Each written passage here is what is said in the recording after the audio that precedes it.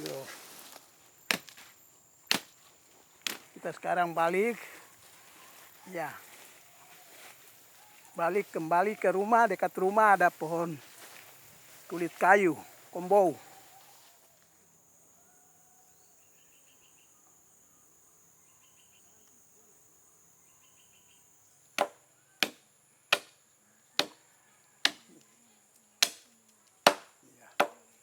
Iya, ini sudah bikin batang alat dari kayu. Dia mau bikin supaya gampang lepaskan kulit kayu dari batangnya. Ini lagi kasih tanda di pohonnya. Pohonnya tidak ditebang, tapi dia akan melepaskan kulit kayu dari pohonnya. Ya, dia mulai dari bawah sudah potong. Ya, kasih tanda di bawah. Dia melingkari batang pohon ini, kulit kayu. Ya, ini proses pengambilan kulit kayu ini. Iya. Yo. Ya, dia sudah mulai buka. Iya, sekarang kayu yang tadi dia siapkan untuk alat untuk melepaskan. Ya, cara melepaskan dia sudah mulai laksanakan. Ya, ini proses pelepasan dari batang pohon. Ya, iya. Anis mulai melepaskan. Ya, iya, iya, iya. Anis dari sebelah sini lagi. Ya. Oke. Dia mulai dari sebelah lagi. Tadi sisi yang satu. Ini sekarang dari sisi yang satu lagi.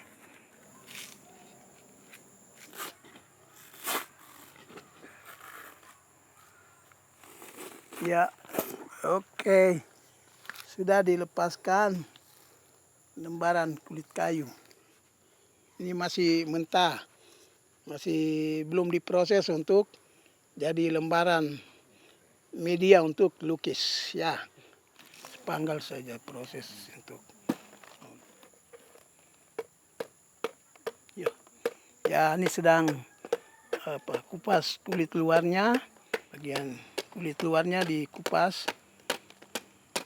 Jadi cara mengulit ini kulit juga orang kalau sudah mahir itu enak kerjanya. Kalau yang baru, wah setengah mati. Dia ambil besar atau kecil. Tapi orang yang sudah biasa ini, dia sama besar. Dia ambilnya rata-rata. Tidak terlalu dalam, tidak terlalu tipis. Sudah dia taksir.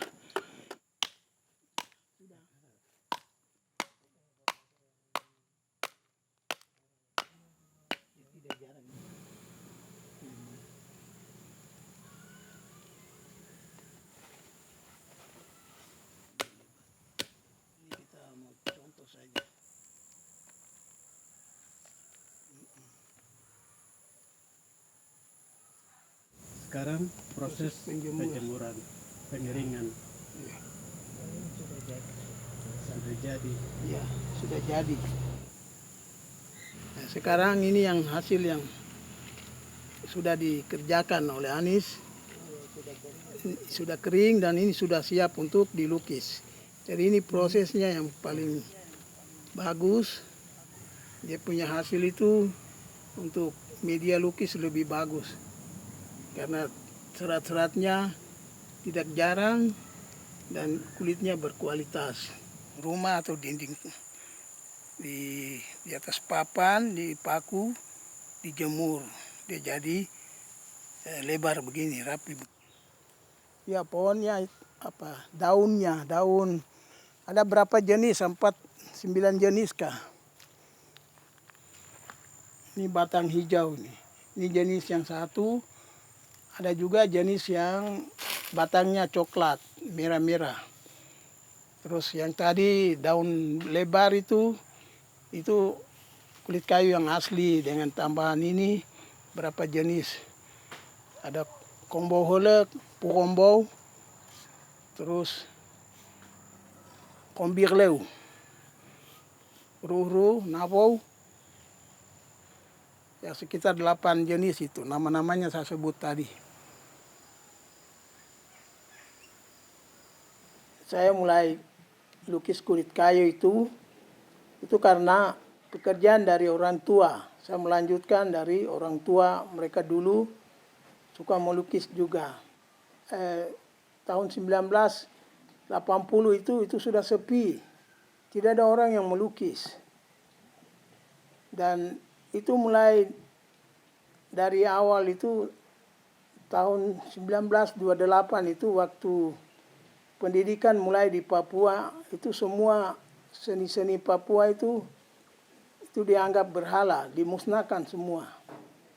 Termasuk kombou juga ditiadakan, tidak bisa orang berbuat lagi. Dan sekitar tahun 1950-an, Dr. Kama, dia membuka, dia sebagai dokter, tapi dia juga seorang antropologi. Dia mengatakan bahwa ini patung-patung, ini lukisan tidak untuk menyembah. Itu hanya ekspresi dari orang tua, mengenang masa hidup mereka untuk orang tuanya. Dari orang tuanya bagaimana mereka lakukan, itu yang mereka laksanakan. Ya. Itu orang mana, Pak? Itu Dr. Kama orang Belanda. Tahun 1950 beliau ada di sini waktu dia sebagai misionaris juga sebagai dokter. Dia bekerja di pedalaman di daerah selatan di Merauke. Tapi dia punya catatan mengenai seni budaya, mengenai antropologi. Semua catatan ada di Papua, termasuk saya juga sempat baca, dan itu menarik bagi saya. Sehingga saya memulai dari dasar-dasar itu. Ada semacam dorongan. Saya baca artikelnya, sudah diterjemahkan dalam bahasa Indonesia, karena kami mulai sekolah, saya belajar itu, tulisan-tulisan itu, dan itu membuat tertarik bagi saya untuk saya melukis. Dan saya anggap itu bukan berhala, bukan untuk menyembah kepada benda-benda itu, tetapi benda-benda itu sebagai benda-benda budaya. Nah, mulai dari situ tahun 80-an, 1982, itu saya mulai melukis. Masih kurang bagus ya, tetapi saya berusaha untuk belajar bagaimana saya menguasai lukisan yang dulu orang tua bikin itu. Jadi saya tekuni sampai tahun 90-an itu sudah mulai terkenal. Pemerintah mulai pakai saya, mau pameran di Jakarta. Itu tahun 90 sampai 2000 tuh saya masih ikut terus. Sampai sekarang ini masih saya bekerja lagi sebagai pelukis di atas kulit kayu. Orang tua dulu mereka pakai untuk menutup diri mereka, termasuk khususnya kepada ibu-ibu perempuan. Karena laki-laki ya mereka pakai cawat, tapi perempuan harus pakai rok. Ya mereka proses kulit kayu itu jadi halus, jadi seperti pakaian menutup diri bagian tubuhnya, sehingga tidak kelihatan terbuka. Nah mereka pakai, tapi ada simbol-simbol yang mereka lukis di atas itu. Misalnya ada suku yang mereka pakai itu, mereka punya lambang sendiri, simbol sendiri di atas itu. Nah itu termasuk ornamen-ornamen yang sekarang saya ada buat itu. Setelah itu mereka orang tua-tua dulu banyak sekali mereka ekspresikan lukisannya itu sebagai lambang, simbol dari ada kemakmuran, simbol dari kesejahteraan, simbol dari kekeluargaan, kebersamaan. Itu semua ada dalam itu, lukisan-lukisan itu. Itu berapa dari ikan, berapa jenis binatang yang dia melambangkan untuk kemakmuran. Sedangkan yang ini binatang melata seperti cicak, kadak, itu penguasa yang ada sekitar alam. Jadi mereka tahu bahwa orang tua dulu mereka tahu bahwa mereka berkolaborasi dengan alam sekitarnya. Nah, di mana binatang-binatang ini mereka menganggap seperti teman hidup mereka. Ada komunikasi yang antara manusia dan hewan itu berjalan. Walaupun tidak kelihatan, tapi secara fisiologis mereka sudah menyatu dengan kontak dengan hewan-hewan itu. Seperti ikan. Kalau ibu-ibu pergi mencari ikan, ada daerah yang banyak ikan, ada yang tidak ada ikan. Tapi itu dalam bentuk-bentuk yang dilukis. Ikan yang ramai berarti di situ banyak ikan, dan di situ yang disebut kemakmuran. Bahwa danau ini dia punya hasil alamnya, hasil potensi alamnya banyak. Dia menghasilkan ikan banyak, ikan di air tawar. Nah, itu yang mereka angkat jadi dilukis dalam lukisan. Sehingga itu tidak bisa hilang. Sampai generasi keberapa pun mereka tahu bahwa danau ini kelimpahannya ini ikan. Ya, ibu bisa bayangkan. Nah, di lukisan itu ada binatang-binatang yang bentuknya panjang seperti ikan, tapi mukanya tidak seperti ikan. Tetapi menurut orang tua dulu, itu banyak dulu binatang-binatang itu di air. Tapi dia kecil sekali, bentuknya kecil sekali. Tapi dalam lukisan diperbesar. Nah, binatang ini sebetulnya dia sebagai menghiasi alam sekitarnya. Dan orang tua melihat itu sesuatu yang menarik untuk mereka. Mereka hidup, apa yang mereka lihat itu yang mereka tuangkan dalam lukisan-lukisan itu. Karena di sekitar mereka itu bukan ikan saja ada, bukan ular saja ada, tapi ada binatang ini lagi. Nah, itu yang mereka lukiskan, mereka ingatkan kepada generasi bahwa dulu di sini ada seperti ini. Ada ikan gergaji juga dulu, ikan yang moncongnya panjang seperti gergaji. Nah, itu sudah sejak 60-an hilang ikan itu.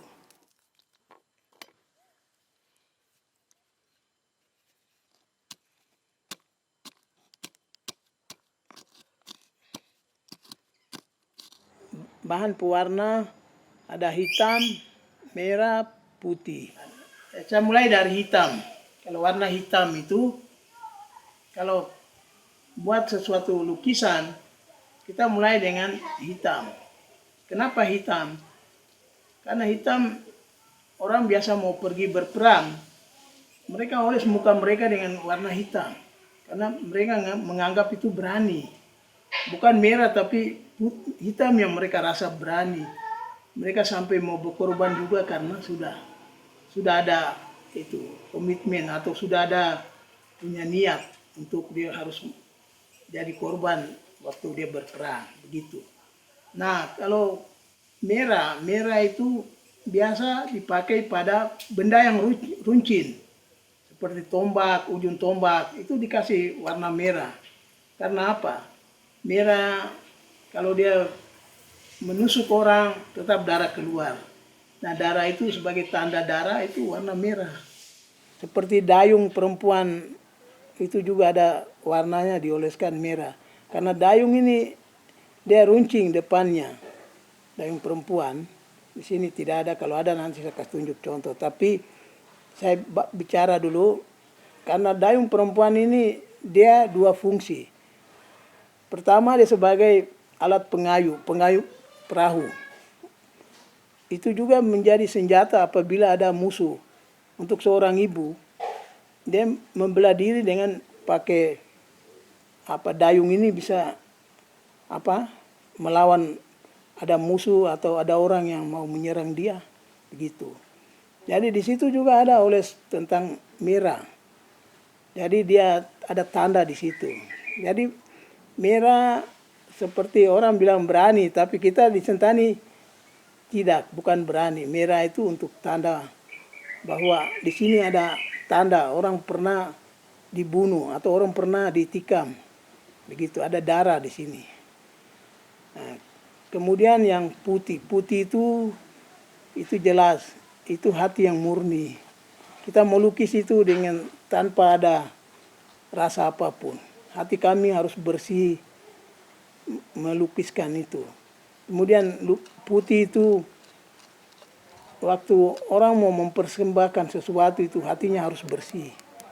Tidak boleh ada sesuatu yang menghalang membuat mereka jadi kotor.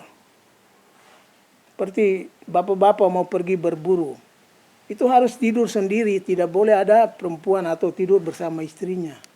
Harus bersih dari itu, mereka pergi berburu. Sama juga mau pergi berperang begitu. Jadi hati mereka harus bersih, suci. Seperti itu. Jadi makna warna-warna ini dia sangat relevan dengan kehidupan manusia. Dia sangat dekat sekali dengan apa yang manusia akan lakukan. Seperti itu. Nah, 82 itu di Universitas Cendrawasih dulu ada penyuluhan seni rupa. Jadi waktu penyuluhan seni rupa itu diawali karena ada anak Papua yang selesai dari Australia, Pak Arnolap. Arnolap itu dia yang membuat penyuluhan seni rupa. Jadi semua masyarakat, terutama kami yang seniman-seniman diundang untuk mengikuti penyuluhan itu. Nah, waktu penyuluhan itu dia mengangkat untuk budaya Papua itu harus muncul di permukaan. Nah, kegiatan itu berjalan terus, tetapi ada semacam larangan atau semacam tidak boleh mengangkat budaya Papua. Jangan sampai Papua ini terkenal karena budayanya seperti itu. Nah, kami seniman-seniman ini menganggap ini sebenarnya budaya ini kami punya harga diri, kami punya kekayaan seni budaya, tapi kok tidak mau diekspresikan, tidak mau diangkat kembali. Nah, itu semacam penindasan begitu kami merasa. Akhirnya waktu itu Pak Arnolap itu dikejar oleh Intel dan dia lari mau menyelamatkan diri, tapi dia ditembak meninggal. Ini saya bicara jujur saja Ibu, saya tidak tapi ini memang kenyataan. Nah, dari situlah kami mulai menurun semangat kami untuk melanjutkan semua lukisan, termasuk kulit kayu. Nah, itu dianggap kami ini seperti jadi itu mulai lesu, tidak bekerja kami tidak bisa ini lagi. Nah, di tahun 2000 setelah reformasi Pak Gus Dur menjadi presiden, disitulah kami mulai muncul lagi. Saya mulai muncul lagi melukis kulit kayu. Dan salah seorang dari Jepang, Profesor Seishi Okawa, dia dia kontrak saya bersama dengan pemahat dari Wamena. Dan kami dua, Seishi Okawa ini mengajak kami untuk bikin pameran di Hotel Borobudur di Jakarta. Itu tahun 2000. Itu pas Papua ini dia bergejolak untuk ada yang memilih untuk referendum, ada yang memilih untuk otonomi. Jadi banyak daerah-daerah semua terjadi konflik. Dan itu menakutkan. Kami tidak bisa untuk bergerak bebas. Nah, saya rasa seperti apa yang Ibu pernah katakan itu, memang kami rasa-rasa seperti ditindas. Tidak boleh mengekspresikan karya-karya kami. Dan waktu itu untuk Seisi Okawa ini seorang ahli antropolog, dia juga profesor, dia bisa membawa kami ke Jakarta untuk kami berpameran dan itu tidak ada masalah. Nah, dari situ saya ada agak rasa lega dan saya bisa melukis lagi kembali. Sebenarnya bukan Soeharto yang membatasi itu. Yang tadi saya sudah ceritakan awal itu dari sending, dari orang gereja. Sending yang ada ekspedisi orang-orang sending di tahun yang sudah lampau sekali, mungkin sekitar 1920-an ya. Nah, tahun yang saya ingat mama saya cerita itu tahun 1928 itu tahun buka sekolah. Sending buka sekolah di Papua, termasuk di Sentani. Nah, tahun itu orang tua saya cerita itu tidak ada. Pakaian itu sudah tidak diproses lagi. Kulit kayu. Berarti ke belakang dari 28 sampai ke 20 mungkin di situ terjadi degradasi. Suatu momen yang sudah tidak bisa orang berekspresi, berkarya lagi untuk lukis kulit kayu atau bikin patung, semua itu dimusnahkan, ditiadakan dan tidak boleh orang membuat lagi karena mereka buat ada tim yang datang untuk memusnahkan. Jadi semua kumpul satu tempat dibakar, jadi dimusnahkan. Nah, diberitahukan kepada orang tua kami bahwa tidak boleh mereka melukis lagi atau memahat patung lagi. Nah, itu awal dari pemusnahan ini. Ukiran kulit kayu dengan ukiran kayu, patung-patung semua. Dia ukiran dengan ini setelah tahun 1980 itu mulai pelan-pelan itu. Memang ada perubahan. Setiap waktu itu ada perubahan tapi tidak terlalu banyak perubahannya. Yang keasliannya masih dipertahankan. Karena ornamen-ornamen yang kami buat itu ornamen yang dari dulu sampai sekarang. Kita tidak berubah. Nah, tahun 90 itu juga banyak turis-turis, banyak orang Amerika senang saya punya karya-karya.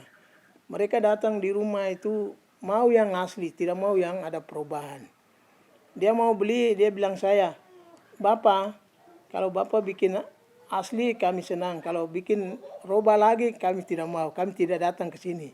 Kami dari jauh-jauh dari Amerika datang untuk beli Bapak karya." Saya mendapat inspirasi baru. Mereka katakan tidak boleh berubah dari yang ini, asli ini. Dan ini menjadi kekuatan untuk saya. Tidak boleh Bapak berubah dari sedikit pun dari ini, asli ini. Saya mempertahankan itu jangan sampai dia punah atau hilang. Nah, itu maksud saya. Artinya saya mempertahankan itu terus dan melestarikan kepada generasi yang berikut. Karena melukis itu memang kita selalu cari yang terbaik. Kita lihat dari yang lama itu memang dia tidak simetris, tidak terlalu ini. Di karya saya bikin lebih bagus lagi. Berarti itu ada perubahan lagi dari yang lama dengan yang baru. Betul Ibu, ada perubahan. Setiap kami mau melukis ada perubahan sedikit, ada. Bukan tidak ada. Jadi ini jujur bahwa perubahan setiap kali itu ada dengan imajinasi yang saat itu. Yang tadi saya jelaskan bahwa kombou ini sebagai penutup tubuh dari kita manusia. Waktu itu belum ada pakaian-pakaian tekstil dari modernisasi, tetapi masih tradisi mereka memakai kombou sebagai malo, penutup tubuh mereka. Ada yang bisa alat untuk merebahkan diri, tidur sebagai selimut, begitu.